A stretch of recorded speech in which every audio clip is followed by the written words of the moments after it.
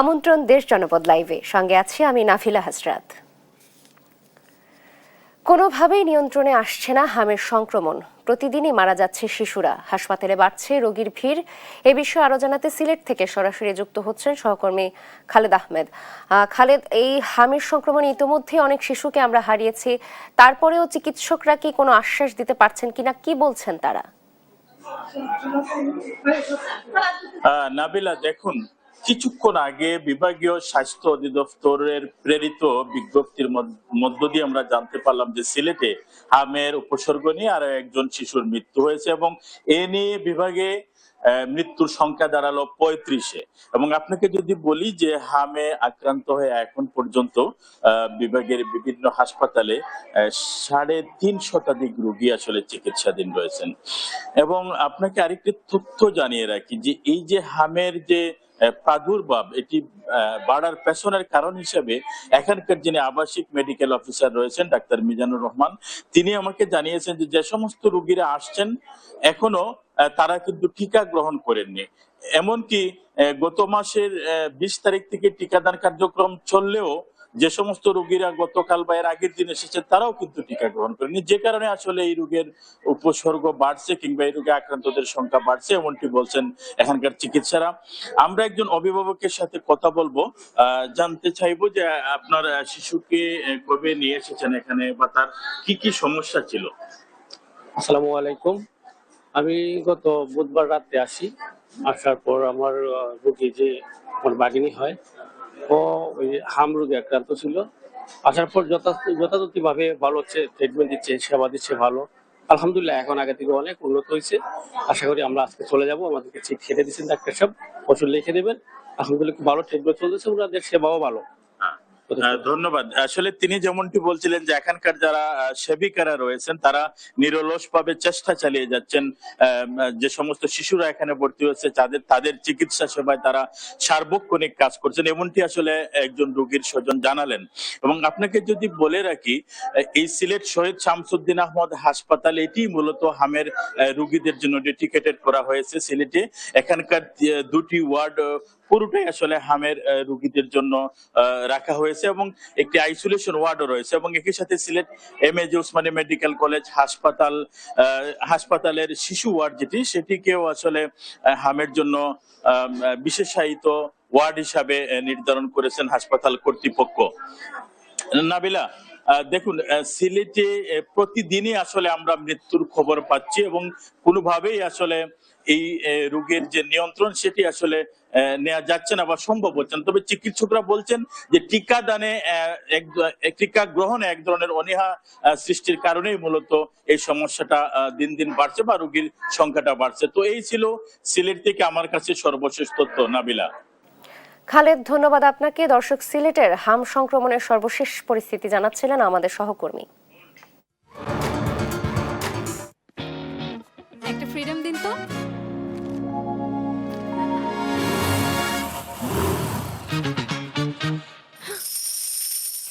Freedom নিয়ে এলো scooty নাকি গোল্ড অফার। স্টিকারে থাকা কিউআর কোড স্ক্যান করে প্যাকের ভেতরের কোডটি দাও আর প্রশ্নের উত্তর দিয়ে জিতে নাও স্কুটি অথবা গোল্ড কয়েন। সুনামগঞ্জে টানা বৃষ্টি আর উজান থেকে নেমে আসা পাহাড়ি ঢলে আবারও বাড়ছে নদ নদীর পানি, ফলে বন্যা হওয়ার আশঙ্কা করছে আবহাওয়া অধিদপ্তর। এ নিয়ে আরো জানাতে সরাসরি যুক্ত হচ্ছেন সহকর্মী শাহবাজউদ্দিন মান্না। পানি বাড়তে থাকায় কি বলছেন কৃষকরা এবং কর্তৃপক্ষ কি বলছে, বন্যার আশঙ্কা কতটুকু রয়েছে জানাবেন? নাবিলা, আপনাকে ধন্যবাদ। আমি এই মুহূর্তে আছি সুনামগঞ্জ দেখার হাওরের পাড়ে এবং আজকে সকালে আমরা পানি উন্নয়ন বোর্ডের সাথে কথা বলেছিলাম। তারা যেমনটি জানিয়েছে যে গত 24 ঘন্টায় সুনামগঞ্জে বৃষ্টি হয়েছে প্রায় 22 মিলিমিটার এবং প্রায় সুরমা নদী এবং কুশিয়ার এবং সুনামগঞ্জে বেশ কয়েকটি নদীতে পানি বৃদ্ধি পেয়েছে 31 সেন্টিমিটার। গতকালকেও কিন্তু পানি বৃদ্ধি পেয়েছিল প্রায় 61 সেন্টিমিটার এবং আজকে 31 সেন্টিমিটার পানি বৃদ্ধি পেয়েছে। এবং হাওরের কথা যদি বলি, আমরা গত 2-3 দিন আগেও এই হাওরে তথ্য আপনাদেরকে দিয়েছিলাম। তখন এই হাওরে কিন্তু বেশ কয়েকজন কৃষককে আমরা পেয়েছিলাম ধান কাটতে, কিন্তু আজকের এই হাওরের অবস্থা যদি বলি পুরোটাই একদম পানিতে টইটুম্বর অবস্থা এবং পুরো হাওরটাই সাদা হয়ে আছে পানিতে। এবং এখানে আমরা দেখতে পাচ্ছিলাম যে কৃষকরা গত কয়েকদিনের বৃষ্টিতে যে ধান পানির নিচ থেকে তুলেছিলেন এবং তারা এই বৃষ্টির কারণে এখানে জমা করে রেখেছিলেন এবং এই ধানে কিন্তু পচন ধরেছে এবং এই রাস্তার মধ্যে তারা এই ধান শুকানোর জন্য আজকে সকালের রোদ থাকার কারণে কিন্তু এই ধান রাস্তায় শুকানোর জন্য তারা কাজ করছেন। এবং একজন কৃষকের সাথে যদি আমরা কথা বলি, এখানে যে স্থানীয় একজন কৃষক, আচ্ছা এই বর্তমানে হাওরের অবস্থাটা যদি একটু বলতেন। এই বছর তো দেখুন এখন পানিতে সব মনে চলে গেছে, এরপরে যা ধান আছিল তো পচে গেছে, আর যা কিছু তুলছি তোলার পর তো রোদে লাগে তুলতে পারলাম না। 7-8 কেজি মনে করছিলাম এটা পানি নিচে গেছে, ঋণ হইল ঋণের জ্বালা এটা তুলে এলাম, তুললেও যা মালিক সমজানি এটা বোঝানো সম্ভব না, এই পরিস্থিতির মধ্যে আছি। এবার মানে নিজের কৃষক কার্ড আছে, কৃষক কার্ডও খালি শুনি মানছে নেই, কিন্তু আমরা তো এই পর্যন্ত কোনো কৃষক কার্ডও জমা দিতে পারছি না। দিলে এখানে দিলে এই সেই জফে যে আমরা এখানে নিছি আর ওখানে নেওয়ান যেত না বা দেওয়ান যেত না, এই ধরনের খালি আমরা এই বুঝা আছি আর কি। আর এখন জানা সব মাইরি নিয়ে জ্বালাই তুললেও তো রোজ নাই, শুকাইতেও পারি না মনে করেন যে ঋণ যারা আছে ঋণ যারা বুঝ দিতে পারে না, ঋণ খাইছে না করছে না কৃষক খেত করছে না, ধান তো এখন যা আছে সব নিশ্চয়ই তল শেষ, আর এটা তোলার মতো কোনো কুদরত নাই। আর তুললেও তো মনে করেন এটা ফুসায় নাই গা, 1000-1200 টাকা লাগে, ওই দোকানটা দিয়েছে 1000-1200 টাকা 1000 টাকা দানই আনতে পারে না, তুললেই কিতা করবো এই পরিস্থিতি। যেমনটি কৃষক জানিয়েছিলেন যে তারা ঋণের বোঝার কারণে কিন্তু পানির নিচ থেকেও কষ্ট করে এই ধান তোলার জন্য তারা চেষ্টা করছেন এবং তারা যেই ধান তুলেছেন তারা কিন্তু এই ধানের পচন ধরেছে মানে আবহাওয়া খারাপ থাকার কারণে। আর আপনারা জানেন যে গত এক সপ্তাহে কিন্তু সুনামগঞ্জের আবহাওয়া খুবই খারাপ এবং বৃষ্টি হচ্ছে প্রচুর, প্রতিদিনই নদীর পানি বাড়ছে এবং নদীর পানি বাড়ার সাথে সাথে কিন্তু এই পানি হাওরে ঢোকার ফলে হাওরের পানিও বৃদ্ধি পাচ্ছে। এবং আমরা আজকে সকালে বেশ কয়েকটি উপজেলা যেমন তাহিরপুর, মধ্যনগর, দিরাই, সাল্লায় খোঁজ খবর নিয়ে দেখেছি যে প্রতিটা হাওরের অবস্থায় পানি বৃদ্ধি পাওয়ার কারণে কিন্তু হাওরের যে ধান এই ধান পানির নিচে তলিয়ে গেছে। এবং কৃষি অধিদপ্তর আসলে যেই তথ্যটি আমাদেরকে দিয়েছে যে 90% ধান কৃষক কর্তন করেছে এবং কৃষকরা যেটি বলছেন যে তাদের ধান এখনো প্রায় 40%-এরও বেশি পানির নিচে আছে। নাবিলা, এই ছিল আমার কাছে সুনামগঞ্জ থেকে সবশেষ তথ্য। মান্না, ধন্যবাদ আপনাকে। দর্শক শুনছিলেন সুনামগঞ্জে অতিবৃষ্টিতে নদ নদীর পানি বৃদ্ধি পাওয়ার বর্তমান পরিস্থিতি জানাচ্ছিলেন আমাদের সহকর্মী। নারায়ণগঞ্জের সরকারি হাসপাতালে অ্যান্টি র্যাবিস ভ্যাকসিনের তীব্র সংকটে ভোগান্তিতে আহতরা। এ নিয়ে আরো জানাতে সরাসরি যুক্ত হচ্ছেন সহকর্মী বিল্লাল হোসাইন। বিল্লাল, টিকা সরবরাহে কর্তৃপক্ষ কি বলছে এবং এই ঘাটতি মোকাবেলায় কোনো উদ্যোগ কি নেওয়া হয়েছে কিনা জানাবেন। নাবিলা, গত 5 মাসের অধিক সময় ধরে আসলে নারায়ণগঞ্জে জলাতঙ্কের যে ভ্যাকসিন সেটি আসলে নেই, অর্থাৎ র্যাবিস টিকা সংকটে যারা এখানে আহত, বিভিন্ন কুকুর, বিড়াল থেকে শুরু করে বিভিন্ন পশুর কামড়ে আক্রান্ত হয়ে হাসপাতালে এই অ্যান্টি র্যাবিস টিকা নিতে আসছে, তারা মূলত টিকা না পেয়ে তাদেরকে গত 5 মাস ধরে বাইরে থেকে কিনতে হচ্ছে। বিগত সময়ে বিভিন্ন অনুদানের টিকা এলেও এখন কিন্তু আর টিকা না থাকার কারণে সেই সংকটটি আসলে বড়ভাবে হয়েছে। আমরা হাসপাতাল কর্তৃপক্ষের সঙ্গে কথা বলেছি, কর্তৃপক্ষরা আমাকে যেটি জানিয়েছেন যে গত বছরের 24 নভেম্বরের পর থেকে সরকারিভাবে এই ভ্যাকসিনের যে সাপ্লাই সরকারিভাবে সেটি আসলে বন্ধ রয়েছে। এরপরে বিভিন্ন ধরনের অনুদান, অর্থাৎ ব্যক্তি প্রতিষ্ঠানের অনুদানে কিছু ভ্যাকসিন এখানে পেয়েছে, সেগুলো দিয়ে হচ্ছে সাময়িকভাবে হাসপাতাল কর্তৃপক্ষ চালিয়েছে। তবে এখন যেভাবে চলছে সেটি হচ্ছে একটি ভ্যাকসিন 4 জন করে কিনে তারা হচ্ছে এই ভ্যাকসিন প্রয়োগ করছে। দীর্ঘ সময় ধরে আসলে এই ভ্যাকসিনটা বাইরে থেকে কিনতে হচ্ছে, হাসপাতাল থেকে শুধুমাত্র কিছু সাপ্লাই দিচ্ছে এমনটা জানিয়েছেন। আমরা একজন আহতর সঙ্গে কথা বলবো। টিকা দিতে পাচ্ছেন কিনা? টিকা আমাদের ভ্যাকসিন কিনে নিয়ে আসতেছে, একটা ভ্যাকসিন 4 জন মিলে কিনে নিয়ে আসি, 4 জন মিলে দিই। এইভাবে চিন্তিত হয় আর কি। এখন এই জন্য কেউ আমরা ভ্যাকসিন পাচ্ছি না, তারপরে আমাদের বাড়িতে কিনে নিয়ে আসতেছি ভ্যাকসিন। এখন এরকম তো হরেনি শিকার, যেমন এখানে ভ্যাকসিন কিন্তু তাহলে তো আমাদের এই সমস্যা। নাবিলা আসলে এই ঠিক একইভাবে আসলে আমরা এখানে যারা টিকা নিতে এসেছেন তাদের সঙ্গে কথা বলেছি, তারা যেটি বলছেন যে যারা টিকা নিতে আসেন সবাই আসলে এখানে ভোগান্তি এবং হয়রান্তি শিকার। যারা সিভিল সার্জনের পরিসংখ্যান অনুযায়ী বলছে গত 4 মাসে 4,138 জন জলাতঙ্ক রোগী এই সদর হাসপাতালে নাম লিখিয়েছেন। অর্থাৎ পুরো জেলাতে 4টি উপজেলা স্বাস্থ্য কমপ্লেক্সে একটিতেও ভ্যাকসিন না থাকার কারণে পুরো জেলার রোগীদেরকে এই সদর হাসপাতালে আসতে হচ্ছে এবং এখানেও এখন আসলে ভ্যাকসিন না পেয়ে রোগীরা বাইরে থেকে সেটি সংগ্রহ করছেন, অর্থাৎ ব্যক্তি পর্যায়ে কিনছেন। আমরা বাইরের চিত্রটা যদি বলি, যে বলতে হয় যে সেখানেও আসলে ভ্যাকসিনের দাম অনেক চড়া দামে বিক্রি হচ্ছে, ফলে সরকারি হাসপাতালে যেভাবে সাপ্লাই নেই সেভাবে আসলে বাইরেও চড়া দাম। রোগীদের ভোগান্তি আসলে পুরো জেলাতেই রয়েছে এই ভ্যাকসিন নিয়ে। দাঁড়িয়ে হচ্ছে আমার কাছে সবশেষ নারায়ণগঞ্জ সদর হাসপাতাল থেকে। বিল্লাল, ধন্যবাদ আপনাকে। দর্শক, নারায়ণগঞ্জের র্যাবিস ভ্যাকসিনের সংকট নিয়ে আমাদের সহকর্মী জানাচ্ছিলেন বিস্তারিত তথ্য। দেখছেন দেশ জনপদ লাইভ।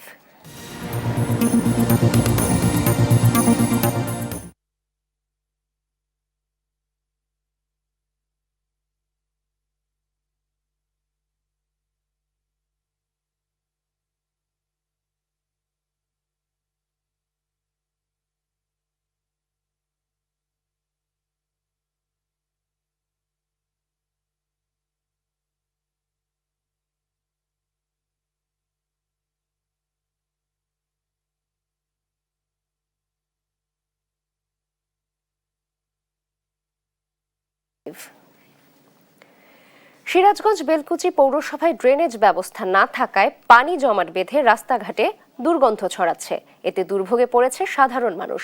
এ নিয়ে আরো জানাতে সরাসরি যুক্ত হচ্ছে সহকর্মী রাজ্জাক রাজ। এই জনদুর্ভোগ কমাতে প্রশাসনের কোনো পদক্ষেপ আছে কিনা এবং সাধারণ মানুষ কি বলছে জানাবেন।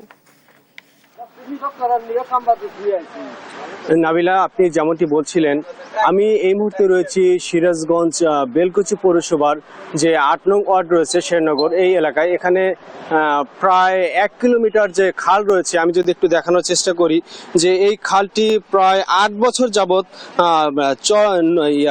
চন্দনগাতি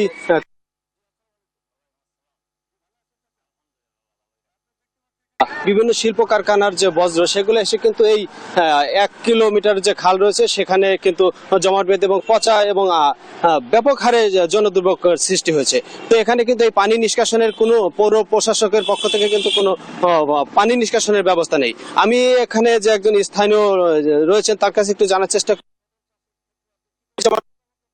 আপনাদের কি কি সমস্যার সম্মুখীন হচ্ছেন এবং কতদিন হলো? এখানে প্রায় 8 বছর যাবত আমরা খুবই সমস্যার মধ্যে আছি।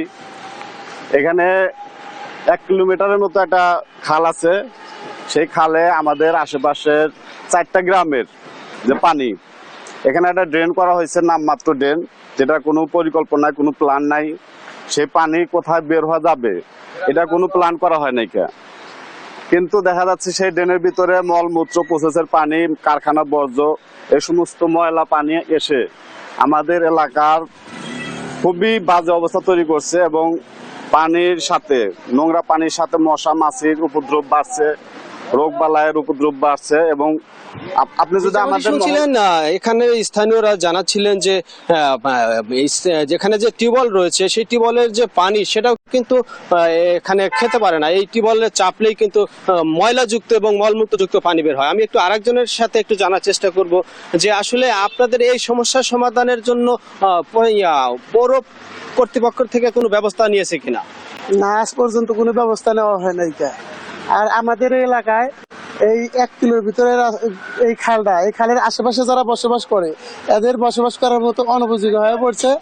কারণ 74 সাইডে থেকে এই শেরনগর, কামারপাড়া, মুকুন্দগাতি, চন্দনগাতি, এই 4 গ্রামের পানি, টয়লেটের বজ্র এবং মিল ফ্যাক্টরি বজ্র, ডাঙের পানি এখানে প্রবেশ করার কারণে এবং এই খালে থেকে পানি বাড়া না যাওয়ার কারণে এখানকার মানুষ দূষিত পানি পাওয়ার কারণে মানুষ নড়াচড়া করতে সমস্যা হয়েছে, পোলাপানের অসুখ বিসুখ ধরছে এবং টিউবওয়েলের পানি পর্যন্ত নষ্ট হয়ে গেছে।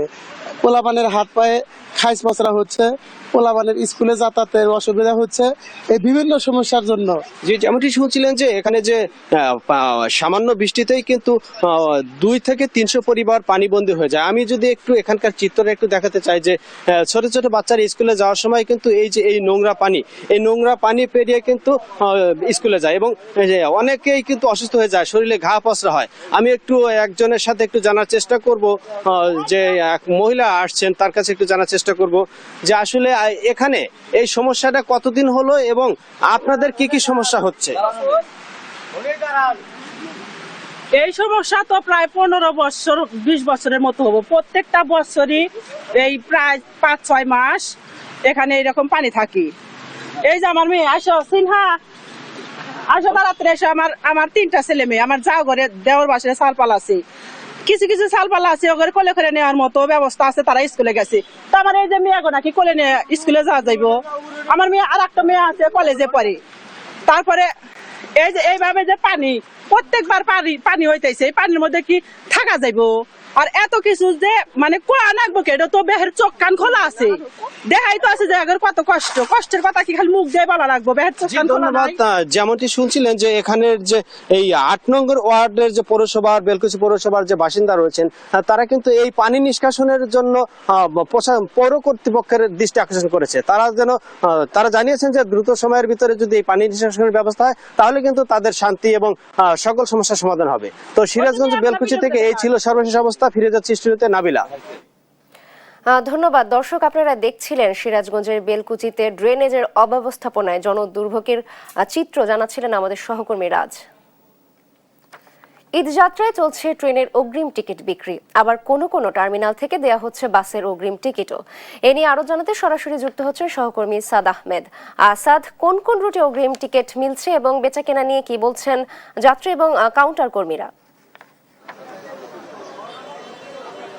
নাবিলা, আমি এই মুহূর্তে রয়েছি রাজধানীর সায়দাবাদ কাউন্টারে এবং সকাল থেকে কিন্তু এখানে রাজধানীর বিভিন্ন এলাকা থেকে বা বিভিন্ন প্রান্ত থেকে কিন্তু মানুষ আসছে এবং ঈদের যে অগ্রিম টিকিট সেগুলো কিন্তু সংগ্রহ করছে। তবে আমরা কাউন্টার কর্তৃপক্ষ যারা রয়েছে তাদের সঙ্গে কথা বলেছি, তারা যেটি বলছে এখনো কিন্তু পুরো দমে বিক্রি শুরু হয়নি, তবে কিছু টিকিট কিন্তু বিক্রি হয়েছে এবং তারা যেটি বলছে বিশেষ করে 24, 25 এবং 26 এই 3 দিনের অগ্রিম টিকিটের চাহিদা কিন্তু সবচেয়ে বেশি, এমনটি কিন্তু তারা জানিয়েছেন। এবং গেল 8 মে থেকেই কিন্তু এই অগ্রিম টিকিট বিক্রি শুরু হয়েছে এবং বাংলাদেশের বিআরটিসি যেটি রয়েছে বা সরকারি পরিবহন খাত যেটি রয়েছে সেটির টিকিট কিন্তু আজ থেকেই শুরু হয়েছে সেই টিকিট বিক্রি।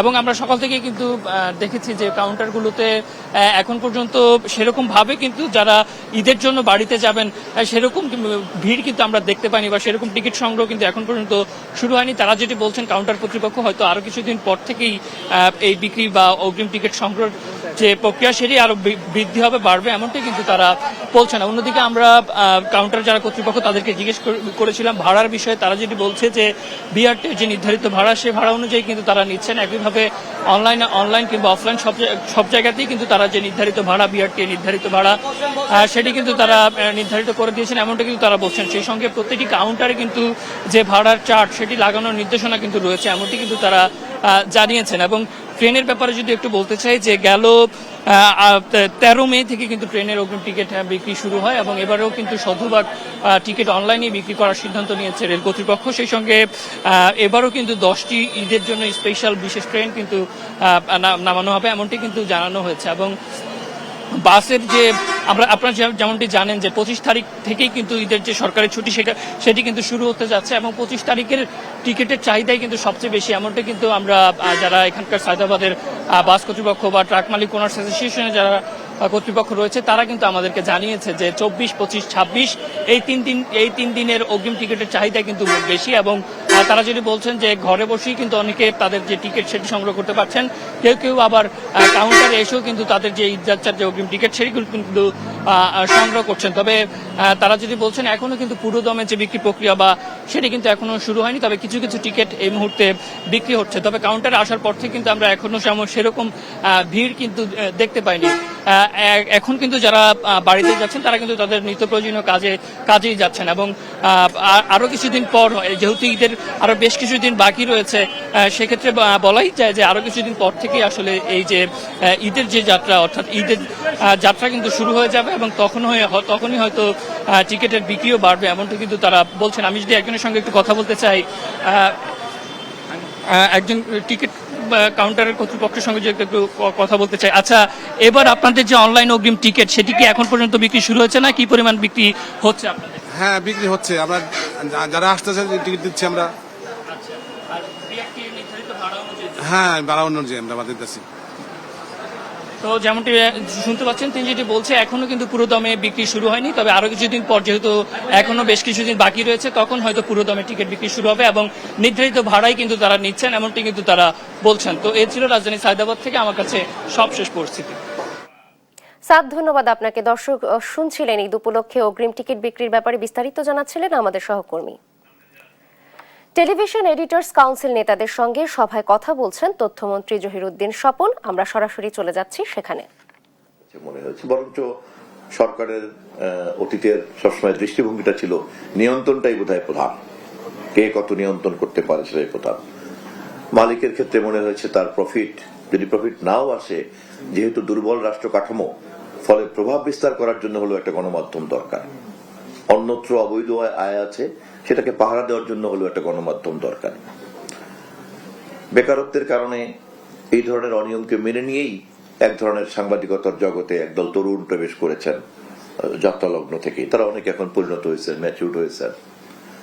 আমি যেহেতু একজন রাজনৈতিক কর্মী দীর্ঘদিনের, ফলে আমাদের চোখের উপরেই কিন্তু ঘটনাগুলি ঘটেছে এবং একজন সমাজবিজ্ঞানের ছাত্র হিসাবে এই পরিবর্তনের জটিলতা, গতি প্রকৃতি সম্পর্কে আমি কিছুটা সচেতন। ফলে এর আপাত দৃশ্যমান ব্যাপারটাও যেমন তো সবাই আমরা বুঝি, তেমনি এর ভিতরের জটিলতাটাও কম বেশি যারা বোঝেন, আমি নিজে তার সেরকম একজন ছাত্র।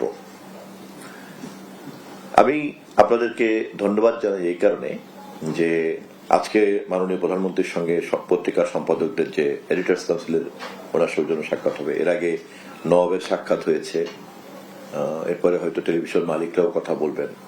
আপনারাও আপনাদের যেহেতু একটা প্রতিষ্ঠান দাঁড় করিয়েছেন, আপনারা নিশ্চয়ই আশা প্রত্যাশা ব্যক্ত করবেন বা আগ্রহ ব্যক্ত করবেন ওনার সঙ্গে মত বিনিময় করার। আমরা এই মত বিনিময় পর্বগুলি সমস্ত অংশীদারদের সঙ্গে সঙ্গে যদি শেষ করে ফেলতে পারি, তারপরেই কেবলমাত্র আমরা একটা কনসেনসাসের ভিত্তিতে একটা গ্রহণযোগ্য, নিরপেক্ষ, দক্ষ কমিশনের দিকে আমরা যেতে পারবো। এই লক্ষ্যে যাওয়া ছাড়া আর কোনো যদি সমাধান কারোর কাছে থাকে আমরা শুনতে পারি, তবে আমাদের জানা মতে এর চাইতে আর কোনো লক্ষ্য আর কিছুই নাই। এই একটাই লক্ষ্য হতে পারে। হ্যাঁ, কমিশন গঠন করার প্রক্রিয়াটা কিভাবে কত হতে পারে। দর্শক, এডিটর্স কাউন্সিল সভায় কথা বলছিলেন তথ্যমন্ত্রী। আমরা সরাসরি যুক্ত ছিলাম সেখানে। দেখছেন দেশ জনপদ লাইভ।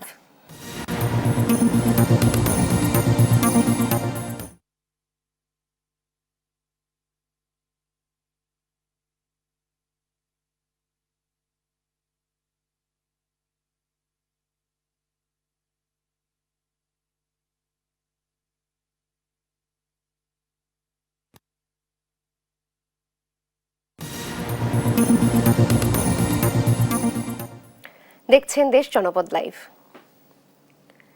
ঈদ উল ফিতরের পর থেকেই পর্যটক শূন্য হয়ে পড়েছে কুয়াকাটা। এতে করে হতাশ ব্যবসায়ীরা। এ নিয়ে আরো জানাতে সরাসরি যুক্ত হচ্ছেন সহকর্মী KM শাহাবুদ্দিন শিহাব। শিহাব, কি বলছেন ব্যবসায়ীরা এবং সামনে যেহেতু ঈদ উল আজহার বন্ধ আছে, সে ব্যাপারে কেমন প্রস্তুতি নিচ্ছেন ব্যবসায়ীরা, জানাবেন। জি, ধন্যবাদ আপনাকে। সাগরকন্যা কুয়াকাটা কিন্তু পর্যটক শূন্য হয়ে পড়েছে। গত যে ঈদ উল ফিতরের যে ছুটিতে পর্যটক ছিল, তারপর থেকে দীর্ঘদিন কিন্তু এই সাগরকন্যা কুয়াকাটাতে পর্যটক একেবারেই নেই। ব্যবসায়ীরা শুধু হতাশই নয়, তারা কিন্তু দিশেহারা হয়ে রয়েছেন। কারণ কুয়াকাটার যে 16টি পেশার ব্যবসায়ীরা রয়েছে, তারা কিন্তু প্রত্যেকেই এই পর্যটনের উপর নির্ভরশীল। পর্যটক যদি আসে তাহলে কিন্তু তাদের যে অর্থনৈতিক চাকা, সেই চাকাটা কিন্তু চলমান থাকে। আর পর্যটক না থাকলে কিন্তু তাদের একেবারেই বেকার সময় কিন্তু পার করতে হয়। পর্যটন সংশ্লিষ্ট 16টি পেশার সকলের সাথে কথা বলেছিলাম।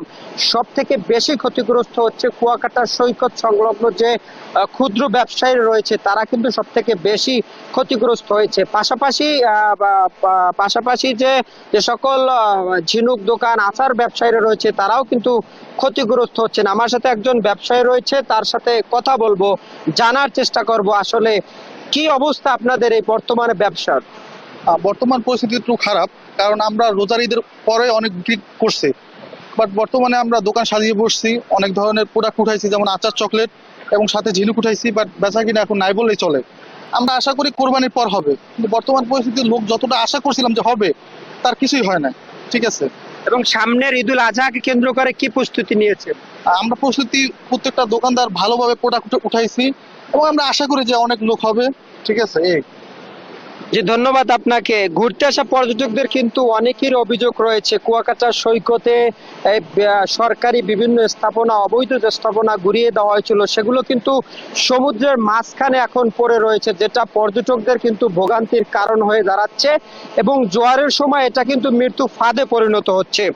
কুয়াকাটা যারা পর্যটন সেবা দিয়ে থাকেন, যারা পর্যটকদের নিয়ে কাজ করে থাকেন, আমার সাথে একজন পর্যটন কর্মীও কিন্তু রয়েছেন, তার সাথেও জানার চেষ্টা করবো আসলে কেন কমছে পর্যটক, কেন পর্যটক কুয়াকাটাতে আসতেছে না।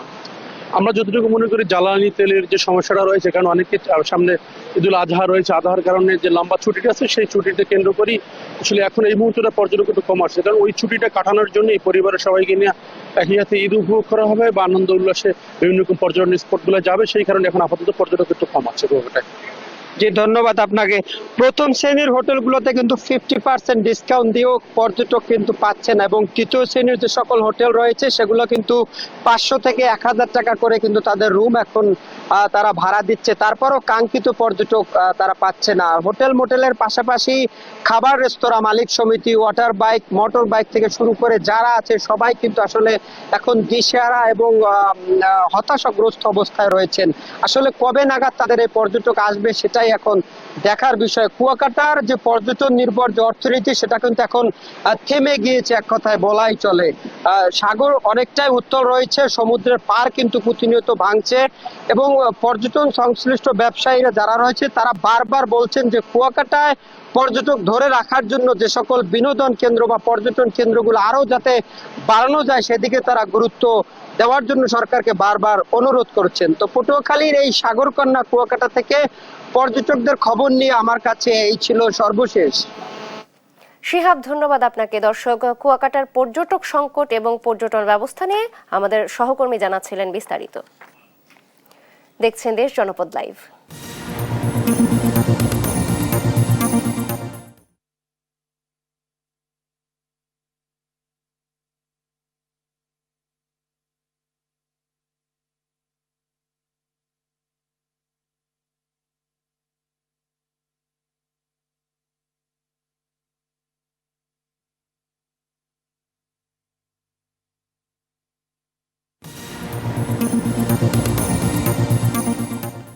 দেখছেন দেশ জনপদ লাইভ। সাবেক প্রতিমন্ত্রী মিজানুর রহমান সিনহার নামাজের জানাজা জাতীয় সংসদ ভবনের দক্ষিণ প্লাজায় অনুষ্ঠিত হচ্ছে। অংশ নিচ্ছেন প্রধানমন্ত্রী তারেক রহমানও। আমরা সরাসরি চলে যাচ্ছি সেখানে।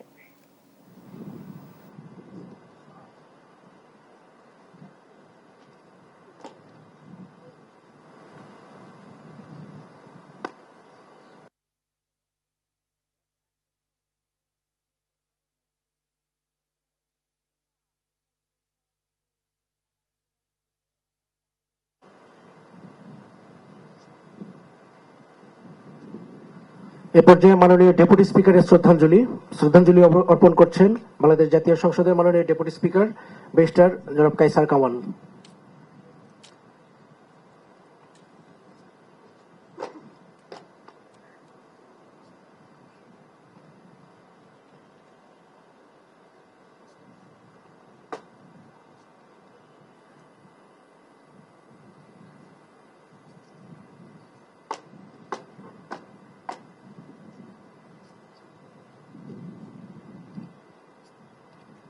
এ পর্যায়ে মাননীয় চিফ হুইপ এবং হুইপ বৃন্দের শ্রদ্ধাঞ্জলি। আমি শ্রদ্ধাঞ্জলি অর্পণের জন্য অনুরোধ করছি বাংলাদেশ জাতীয় সংসদের মাননীয় চিফ হুইপ জনাব নুরুল ইসলাম এবং মাননীয় হুইপ বৃন্দকে।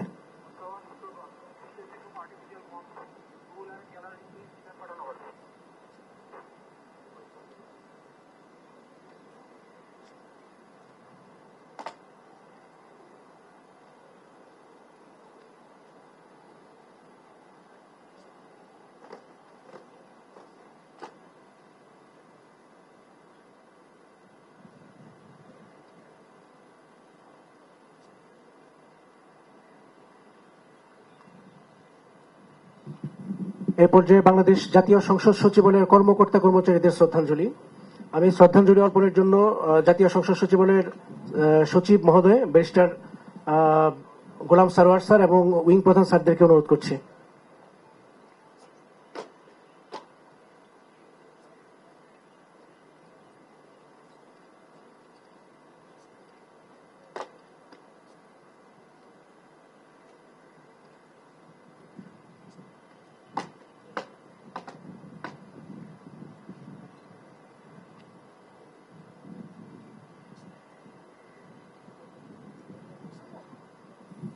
পুষ্পস্তবক অর্পণ এখানেই সমাপ্ত করা হলো। এ পর্যায়ে মরহুম মিজানুর রহমান সিনহা এর রুহের মাগফিরাত কামনা করে দোয়া ও মোনাজাত অনুষ্ঠিত হবে। দোয়া মোনাজাত করার জন্য আমি অনুরোধ করছি কারি মোহাম্মদ আবু রায়হানকে। أعوذ بالله من الشيطان الرجيم بسم الله الرحمن الرحيم الحمد لله رب العالمين الرحمن الرحيم مالك يوم الدين إياك نعبد وإياك نستعين صراط الذين أنعمت عليهم غير المغضوب عليهم ولا الضالين آمين بسم الله الرحمن الرحيم قل هو الله أحد الله الصمد لم يلد ولم يولد ولم يكن له كفوا أحد بسم الله الرحمن الرحيم قل هو الله أحد الله الصمد لم يلد ولم يولد ولم يكن له كفوا أحد بسم الله الرحمن الرحيم قل هو الله। দর্শক, সাবেক প্রতিমন্ত্রী মিজানুর রহমান সিনহার প্রতি শ্রদ্ধাঞ্জলি জানিয়েছেন প্রধানমন্ত্রী তারেক রহমান সহ অন্যান্য মন্ত্রী এবং শীর্ষ নেতৃবৃন্দ। আমরা সরাসরি যুক্ত ছিলাম সেখানে। সিরাজগঞ্জের উল্লাপাড়া বোয়ালিয়ায় জমে উঠতে শুরু করেছে কোরবানির পশুর হাট। এ নিয়ে আরো জানাতে সরাসরি যুক্ত হচ্ছেন সহকর্মী ময়নুল হোসেন। ময়নুল, পশুর হাটে ক্রেতা বিক্রেতাদের উপস্থিতি কেমন দেখছেন, বেচা কেনা কেমন চলছে এবং দাম নিয়ে কি বলছেন বিক্রেতারা?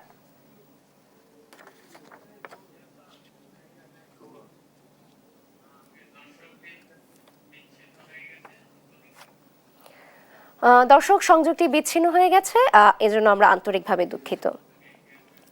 এই ছিল এখনকার দেশ জনপদ লাইভ। পরের বুলেটিন দেখার আমন্ত্রণ রইল। ধন্যবাদ।